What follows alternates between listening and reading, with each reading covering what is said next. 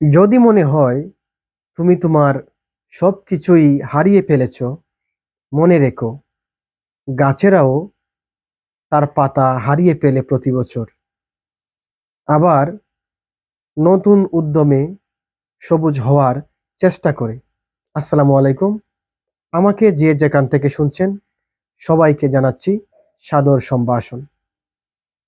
জীবনের প্রতিটি মুহূর্তে, প্রতিটি পলকে আমরা হারা এবং জেতার লড়াইয়ে চলছি। এই হারা এবং জেতার মধ্যে আমরা বেশিরভাগ সময়ই জিতে যাই। আবার হারবো না যে এমন কোনো কিছুই হতে পারে না। জেদ যদি থাকে, হারতেও হবেই।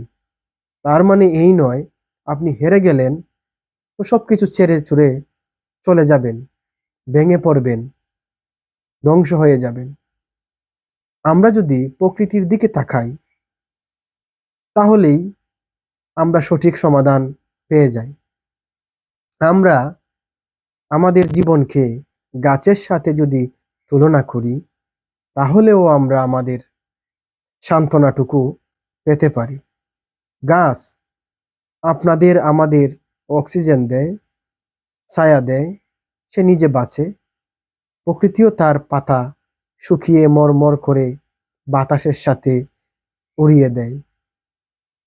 আবার সে নতুন উদ্যমে বেঁচে উঠে, নতুন কুড়ি দেয়, নতুন পাতা গজায়, আবার সে শক্ত হয়ে দাঁড়ায়। সুতরাং আমার মনে হয় হেরে গেলেন জীবনের সবকিছু থেকে, হেরে তো যাননি, এখনো তো বেঁচে আছেন।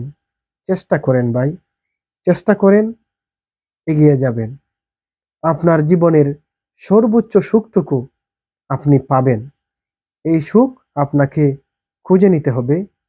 সেই সুখের কাণ্ডারি আপনি নিজেই হবেন। আল্লাহ আপনার সহায় হবেন। সবাই ভালো থাকবেন। আসসালামু আলাইকুম।